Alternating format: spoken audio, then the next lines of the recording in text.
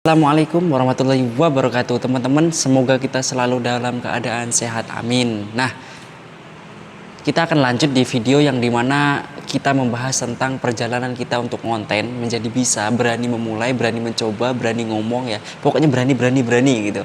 Nah, sedikit saya mau cerita teman-temannya. Ini tadi ya, sebenarnya saya sudah membuat dua video nih, dua video 10 menit berarti ada sekitar 20 menit saya ngomong di sini. 20 menit saya ngomong gitu. Sekalinya ini mic-nya itu satunya baterainya habis gitu. Ini sangat luar biasa ini. Jadi kalau kita menjadi seorang konten kreator, mau ngomong seperti ini, menggunakan media HP, menggunakan mic ya, seperti inilah. Kalau ada suaranya sedikit atau pelan itu masih lumayan gitu. Tapi kalau pakai colokan mic gitu, kadang kalau misalnya nggak ada bunyi ya udah diam, nggak ada bunyi apa-apa gitu. Maka kita ngomong 10 menit, bacot 10 menit itu ya udah nggak ada artinya gitu. Cuman orangnya aja gerak-gerak tapi nggak ada suaranya. Nah, ini sebenarnya ya buat mangkel juga kalau kita membuat sebuah video ya. Kita tahu bahwa ada hal-hal problem yang dalam pembuatan video itu sebenarnya banyak yang tidak diketahui oleh orang lain.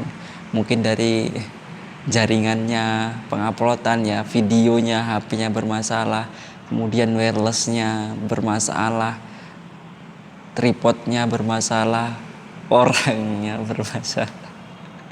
Ya gitu ya. Jadi gokil sekali ya kita ini ya, pembuatan video, tetapi kita tahu bahwa ya orang yang nekat membuat sebuah video yang tidak tahu hasil kedepannya seperti apa, ya teman-teman yang sudah bisa melihat ya kita gini-gini aja dan belum ada perubahan yang signifikan, karena perubahan kita pelan-pelan. 1% itu lebih baik daripada tidak sama sekali. Sip. Nah, di video ini kita mau bercerita sedikit tentang apa yang terjadi di fenomena kita pada pembuatan video-video ya. Dari awal kita sudah membuat video bahwa kita yakin di video-video kita ini, itu kan kita membuat sebuah konten kreator ya, membuat sebuah video yang dimana pada setiap hari kita akan membuat. Nah, tentunya kalau kita misalnya sudah membuat video, maka kita yakin untuk selalu senantiasa yang namanya apa? Konsisten dari membuat sebuah video itu. Kita kan dari awal belajar PD, belajar buat konten, belajar ngomong dari 1 menit sampai 5 menit, 5 menit sampai 10 menit. Akhirnya kita tercapai itu. Cuman apa yang kurang? Materi. Karena kita bukan tujuannya untuk materi. Materi pembahasan maksudnya tema pembahasan. Nah, untuk masuk ke materi, kita kan bisa lihat ya, orang-orang yang masuk ke materi itu biasanya banyak sekali ya masuk ke materi, tema, dan temanya itu bermacam-macam gitu. Kalau kita lihat di YouTube ya, teman-teman kita ada yang bercerita tentang kehidupannya sehari-hari, entah itu dia ketemu siapa, ada yang berkisah untuk suatu hal yang misteri. Ada misalnya misteri gunung ini, misteri kampung ini, misteri tugu ini gitu. Dia bercerita gitu, menceritakan satu hal yang unik, yang orang lain membuat penasaran, tetapi ada faktanya, ada benarnya sejarah. Nah, hal-hal seperti itu harus mempunyai kemampuan lebih gitu untuk menciptakan sebuah cerita, ketertarikan orang untuk mendengarkan. Kalau ceritanya sih sudah ada ya, ada beberapa artikel mungkin dari sejarah yang sudah menceritakan, baik itu dari secara tertulis atau lewat omongan dari orang-orang sekitar.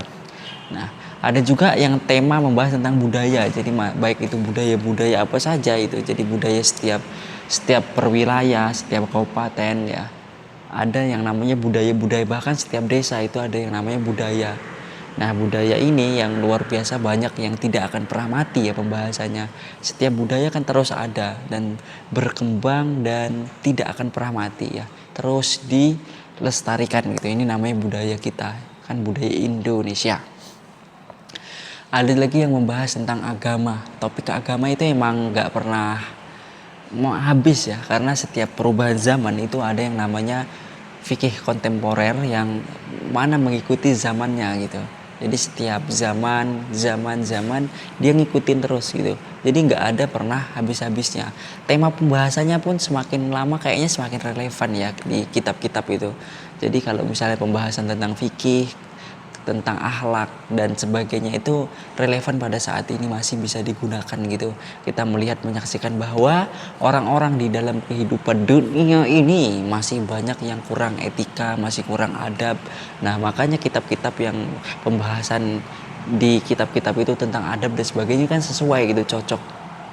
Jadi menceritakan tentang perilaku-perilaku umat Nabi Muhammad SAW. Nah, ini banyak sekali fikih, hukum-hukum yang kita ada di sini. Misalnya hukum ketika menggaruk kepala lebih dari 3 kali ketika sholat. Nah, itu kan sudah bisa menjadi tema pembahasan kita.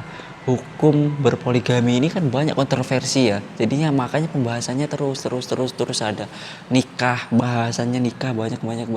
Kemudian tentang psikologi, bagaimana menanggapi kalau kita stres itu, bagaimana dalam perspektif Islamnya, bagaimana seperti yang disampaikan oleh Ustadz kita pada zaman ini ya, Ustadz muda kayak Ustadz Hanan Ataki dan sebagainya. Nah, kemudian kayak hadis-hadis itu kan masih banyak kita lihat-lihat. Ini kajian-kajian seperti ini yang masih banyak ada di konten-konten kita. Tapi kenapa ya, saya juga bingung. Setiap ada konten-konten keagamaan, baik itu membahas tentang hadis, Quran, nasihat, itu tidak lebih banyak dari hiburan, tidak lebih banyak dari artis, tidak lebih banyak dari politik, tidak lebih banyak dari gosip. Nah, kemudian saya berpikir gini, oh ternyata gitu, kalau peminat-peminat di media sosial ini ternyata yang instan gitu, yang simple-simple lah gitu. Jadi dari tematik, pembahasan tematik keagamaan mungkin ya, bab ini itu yang lihat palingan nggak sampai 100 gitu kalau yang upload. Kalau kecuali kalau misalnya menguploadnya Gus Kausar, Gus siapa lagi, Gus Ikdam, bukan Gus Samsudin ya termasuk ya untuk pengikutnya, tapi pembahasannya bukan agama. Nah, berarti hal-hal itu lebih banyak itu politik. Kalau politik kan pembahasan politik itu terus ada ya, karena kita kan nggak lepas dari politik gitu, sampai kapanpun kita akan tetap berpolitik gitu ya di negara kita. Makanya baik itu kegokilan menterinya, kegokilan DPR-nya, kekeliruan dipelintir-pelintir dari ucapan-ucapannya, kalimat yang sudah dibahas, itulah yang membuat konten itu hidup gitu. Jadi para berita-berita itu kalau nggak beritanya nggak jelas itu ya nggak viral gitu, nggak ramai. Makanya terkadang berita-berita sekarang ya sama aja gitu, antara berita di TV sama berita yang orang sampaikan di YouTube itu hampir-hampir sama gitu pembahasannya. Cuman lah mereka lebih profesional lah dari segi penyampaian. Cuman kadang ya beritanya itu aja gitu,